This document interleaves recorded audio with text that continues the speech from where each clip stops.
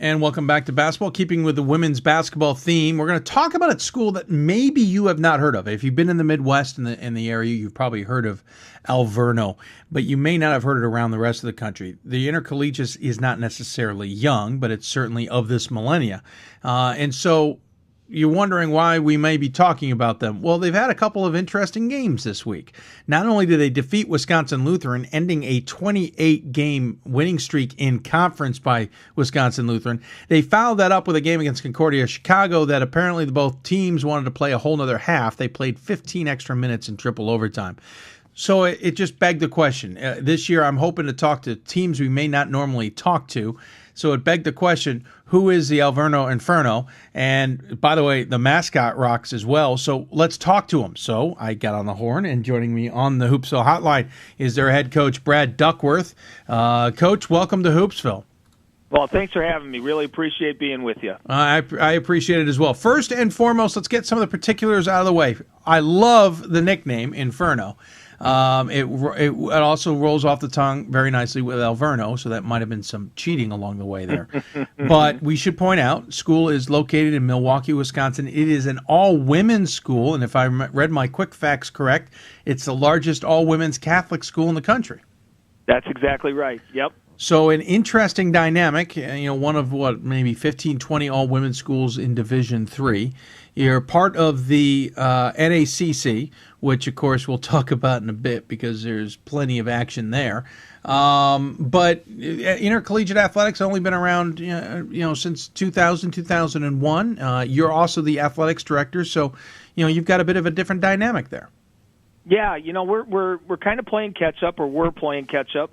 A lot of places that have had men have had programs in Division III. I mean, some of them obviously date back 100 years. Now, not always the women's programs, but certainly the athletics programs. Yeah. So when you start in 2000, you kind of play some catch up. But we've done that quickly, and women's athletics has grown significantly in the last 14 years, and we've been right there with them. So.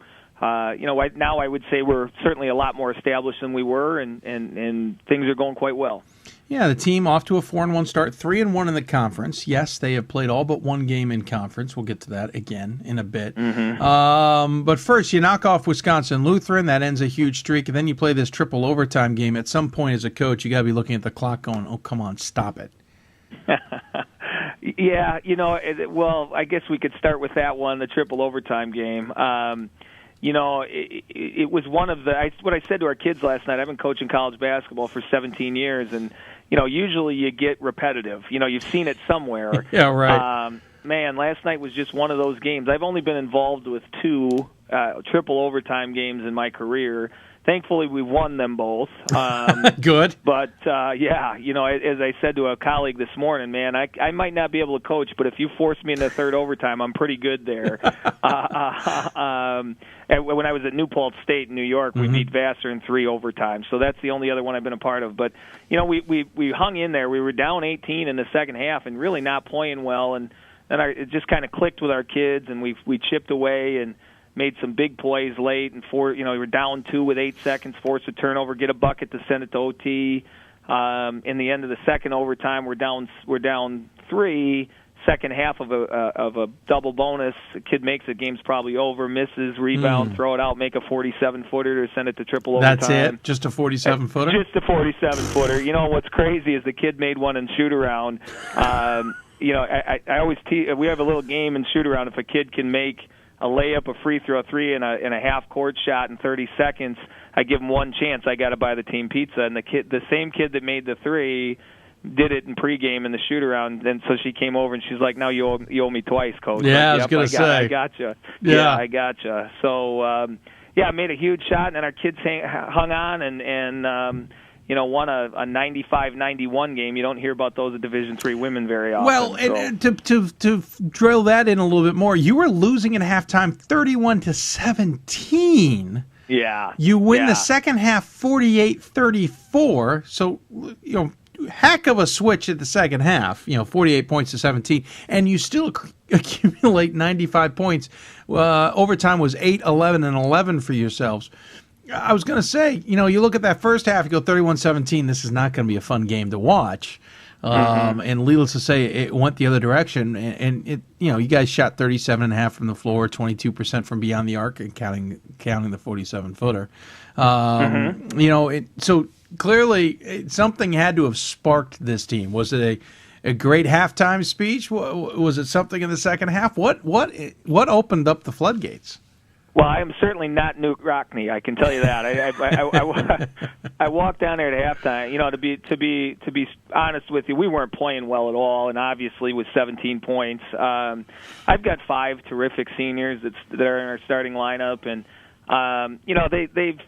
they've heard this song and dance before, but I gave it to them a little bit at halftime. But most importantly, I mean, I've got kids that have been there. We won 13 conference games last year, 13-5 last year, and we've won a lot of games in this group with this group. And I just walked in at halftime like, gang, you are a better team than these guys, but you're not playing like it. And if we can take a 14-point deficit to 7 at the 10-minute mark, and then do that again in the next 10 minutes.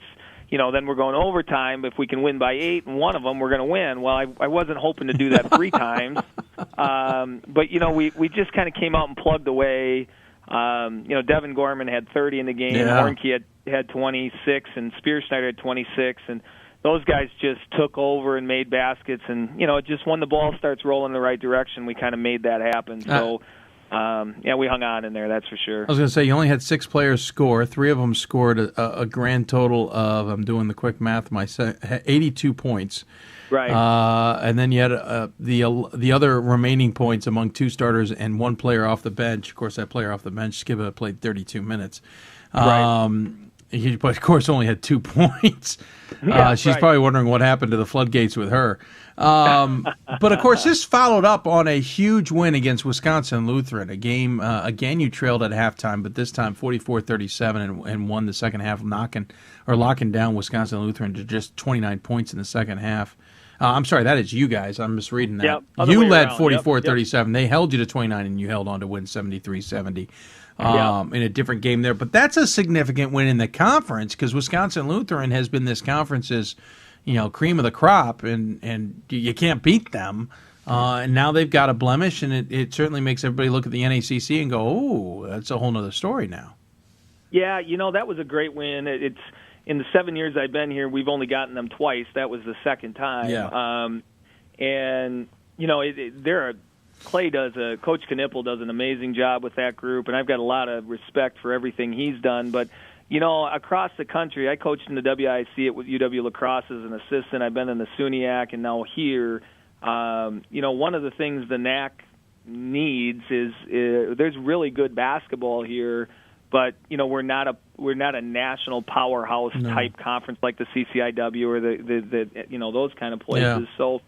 And with Lutheran's dominance, it's kind of not brought to light how good number 2 through number 5 are in our conference. So, I thought that was an important win for the conference in a lot of ways. But like you said, some teams got to start knocking these guys off so that other people can think they can do it too. So I was proud of our kids. We came out and played a really good second half, and then we really played great defense there in the second half to hang on to a very important win, and one of hopefully many, but that was an important one, that's for sure. Yeah, I was going to say, of course, Alverno, that win for you was their 3rd straight loss at Wisconsin Lutheran. Of course, those three losses were Wash U, Hope, and then Alverno. You bet. So I'm quite sure the Warriors were running a few extra laps. Well, I'll tell you what. Anytime that I can be in Nancy's category or Brian's category, I want to piggyback on them. Okay, nice. So when Hope and Wash U and Alverno need to be in the same sentence more often. Yeah, there you go. Well, you start scheduling accordingly. Find out who those 2 teams are playing and play them next after that. Well, and of course, I was going to say, of course, Wisconsin Lutheran's now 2-3, but that's because 2 of those losses are just some solid teams. By the way, we say NACC and you say NAC, and I'm going to jump on that. I like NAC. If anyone's confused, this is the old NorthCon, and it's only old by name. It's the same conference. NAFCON's now the NACC or NAC. But 20 games in conference. Your start to the season, you have only played 1 game out of conference. It was on November 19th to start the season against non-Division III Illinois Tech, a game you won easily. You play a conference game up until you play Illinois Tech again on the 18th of December. Then you play a couple non-conference games before you start back up into conference play again on the 4th. You only play 5 non-conference games. Yep. There's an element I always wonder, and as an athletics director, I'd love to get your point of view on this. There's an element of sometimes a double round robin isn't helpful. Right. You look at the ODAC, and they've gone to an augmented round robin system where you play some teams twice and the rest once. You look at the new fangled ASC. They're playing 22 of their 25 games in conference because they took away the divisions and combined it. I assume as a coach, you want to play a little bit more non-conference action, especially as you look at the selection criteria and all that, whether Alverno is part of this conversation or not. As an athletics director, how do you look at this scenario where the conference is playing 20 games and not allowing maybe for some more flexibility with its conference foes to play other teams? Well, I have two answers for this. One as a coach and one as an administrator. But most importantly, I'm going to look at I guess 20 games are 20 games, and I'm going to support the conference because that's what we've decided to do. But when you talk about selection criteria, I was part of the regional advisory committee for a number of years, and certainly a part of selections and behind-the-scenes stuff on the Division III side. When you take a look at a conference, and I'm sorry this is going to be a long-winded answer, but this is really what I believe. If a conference plays, for example, let's say that they play 14 conference games to make it easy. Sure. That allows for 11 non-conference games per school. And if there's 10 schools, that's 110 games where they can bring a win into the conference that they don't bring a loss in, because every conference game has a win and a loss. So every conference team is 500. Every conference schedule is 500. Right. Well, when you take a look at the strength of schedule in the NAC, Wisconsin Lutheran, for example, who's been very strong year in and year out, wins and loss-wise, never has a strong strength of schedule. Nope. Well, that's because all of the teams that they're playing overall, besides them, are under 500. Dominican, Concordia, Chicago, Aurora. Yeah, but the conference schedule itself balances out to 500. So then the only way to do that is to bring in wins to the conference. Well, we can't bring in as many wins because there's only 5 non-league games times the number of schools. True.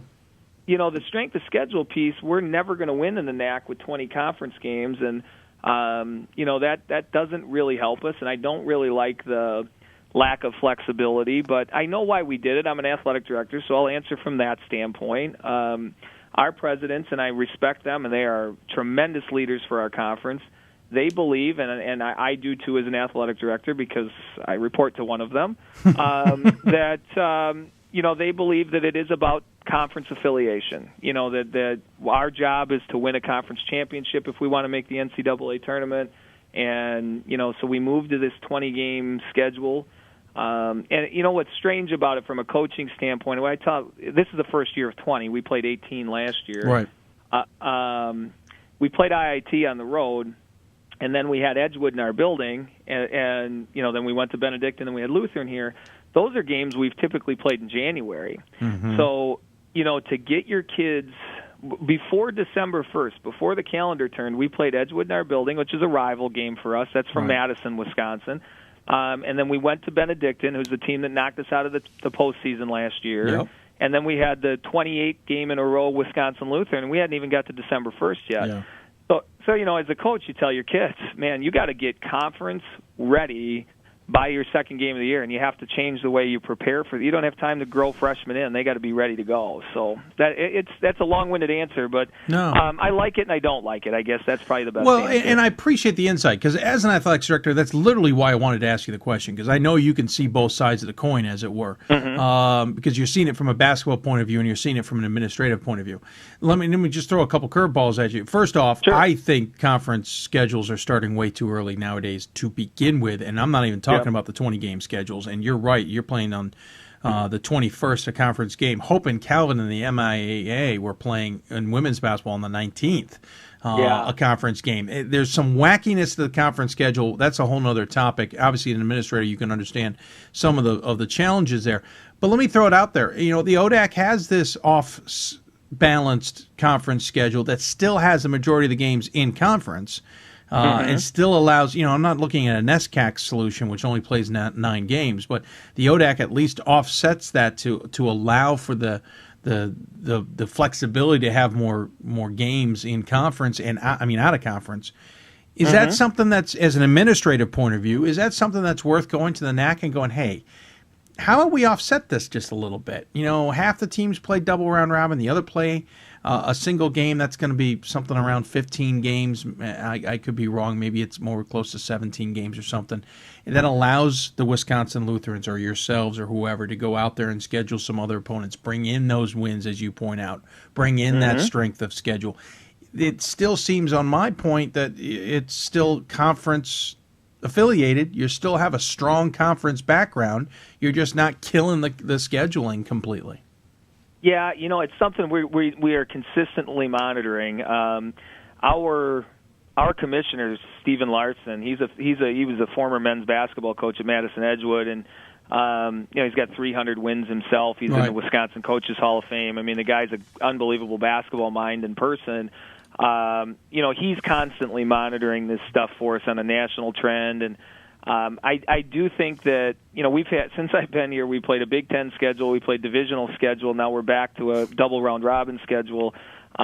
We seem to have a lot of different curveballs thrown at us. Sure. And, quite frankly, we throw a big curveball as a women's college because now there's an offset number of men and women in our conference. Yep. So it's not as easy of a fix. But my honest feeling is, if I could just pick, I would like to have more non-conference games only because you can have a preseason tip-off, you could take a trip, and you can still have some of the better.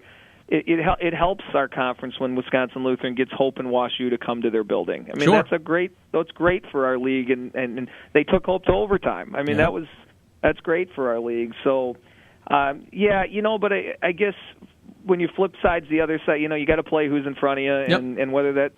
I do agree with you though. Hope and Kelvin. If I'm one of those guys. If I'm Coach Ross, I want to play that game on February 1st when my kids are playing the best that they can play, and that building is rocking and jammed, and to play that in early November, that takes some of that game away. 4 days into the season, and the men won't even play their first one until January 11th. Right. And let's jump back to talking about your team a little bit. You got 5 seniors on this squad, and then you only have I think 1 junior, and then the rest is freshmen. I would say that you look at that on paper, and it's one of those win one now, make a run now, because you're going to be in a little bit of rebuilding mode the rest of the for maybe a season or two after that. But of course, that's just on paper. Freshmen are going to contribute, but how important is this season? How important is it with these 5 seniors? Well, it's just, in a lot of ways, it's been what we've built for. The season before I came, they were 2-23, and we've gotten a lot better each year.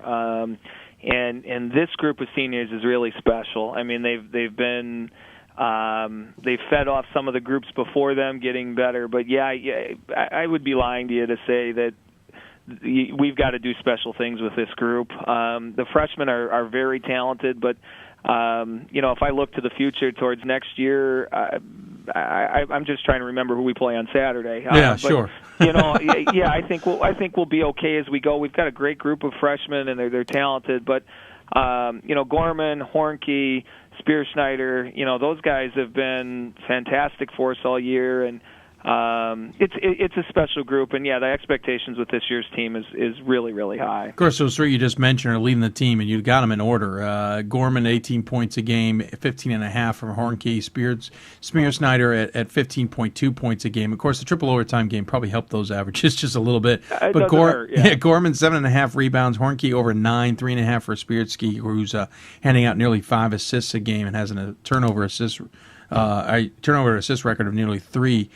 But then I mentioned the 1 junior. Of course, she's only played in 1 game. So it really, on paper, it looks like it's this senior class, and then it's the freshman class. That's exactly what it is. So there's something to play for this year, as it were. Yeah, no question about it. I mean, the junior we have is actually a junior college transfer. So this is her first year with our program. We had 2 classes in a row there that, we did okay with a recruiting class, but we just needed. I believe wholeheartedly after coaching women for 17 years. Chemistry is half the battle, and we have really great chemistry with this group. And those 5 seniors have really brought those 7 freshmen and the transfer in, and we have a great family. And but yeah, it is in some ways it is win one now. I mean, if I were to say to you this year or next year, well, we better do it this year because next year we're going to be doing it with a whole heck of a lot of sophomores and freshmen. And we hope to bring in a couple junior college transfers to boost that up. We've had 7 JC transfers since I've been here. But right now it is about right now, and there's a lot of emphasis on what this year's team can do. And we jump out of the gate 4-1, 3-1 in conference, and we're doing some pretty good things. So we're feeling okay.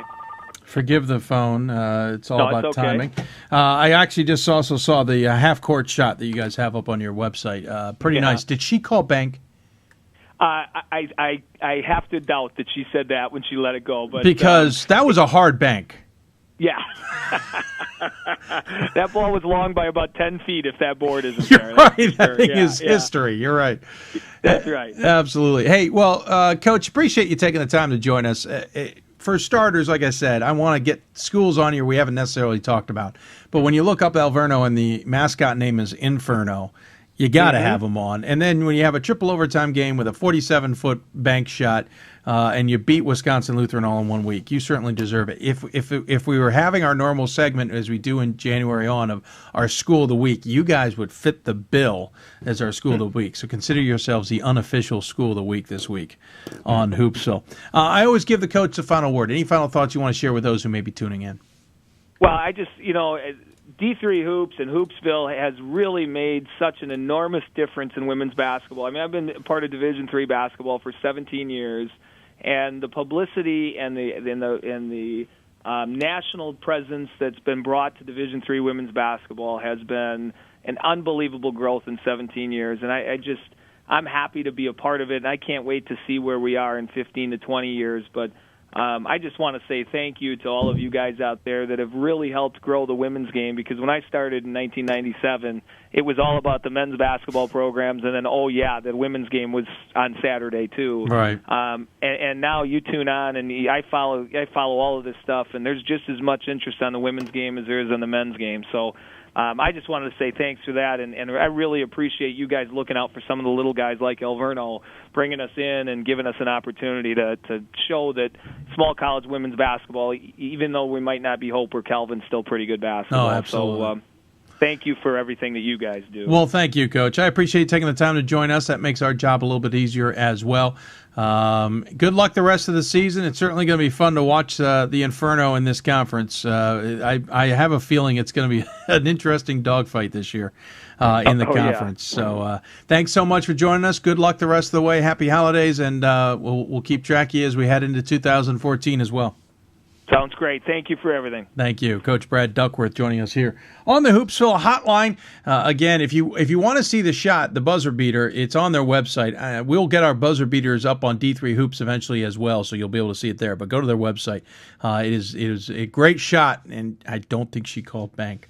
Again, the Alverno Inferno, 4-1 in the season, start the conference at 3-1 as well. They will take on Milwaukee Engineering this weekend before playing Dominican and Concordia, Wisconsin, to round out their schedule in the conference before Illinois Tech before the holidays. They also head down to St. Petersburg for a couple games against Randolph and Dubuque before taking their Christmas break.